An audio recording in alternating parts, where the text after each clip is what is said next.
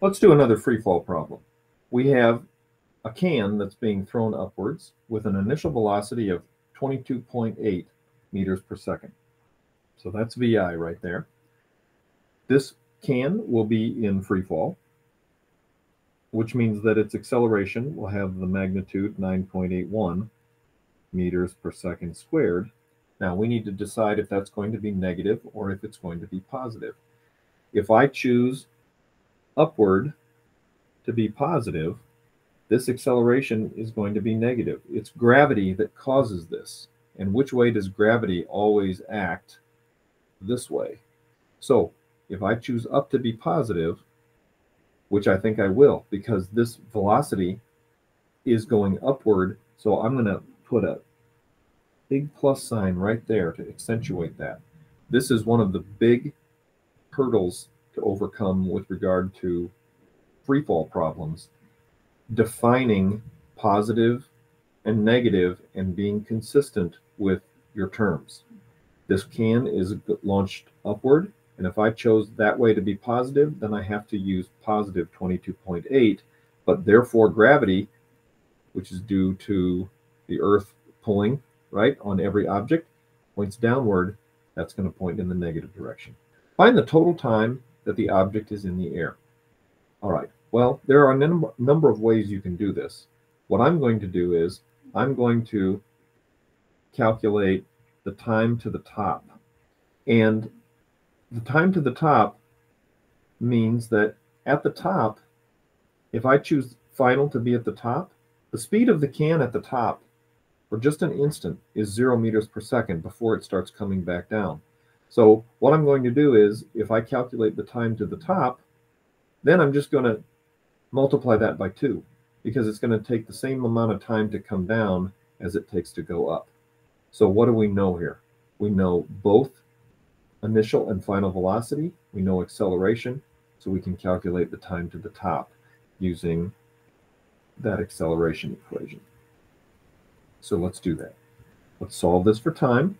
And remember, we're finding the time to the top here at first. And so that's going to be V final minus V initial divided by the acceleration. At the top, the final speed is 0. The initial is, we need to put our minus here, minus our positive 22.8.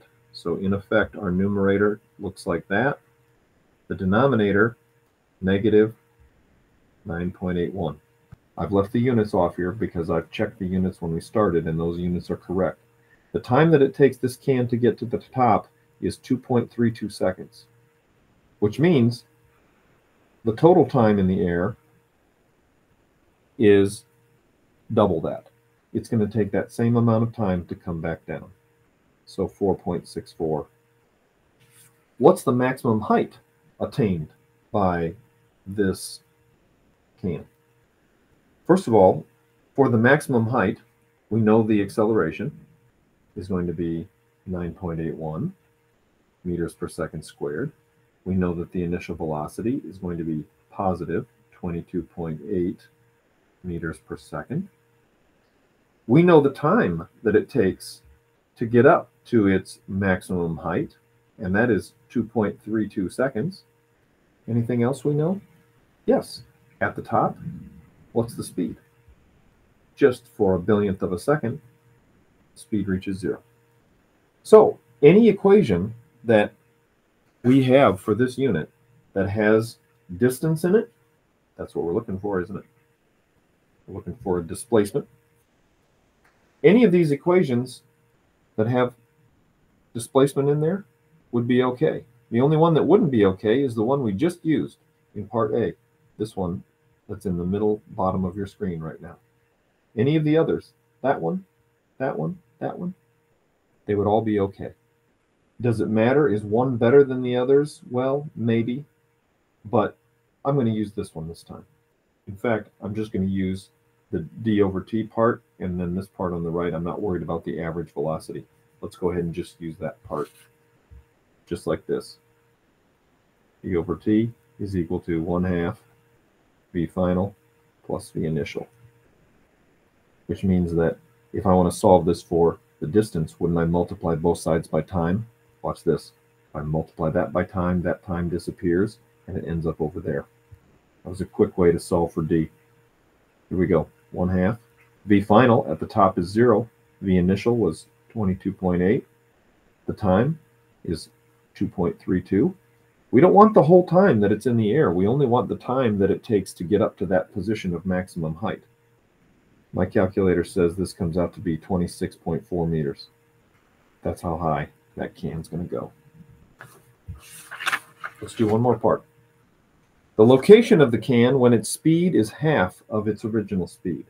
The location, that is a displacement, isn't it? When its speed is half of its original speed.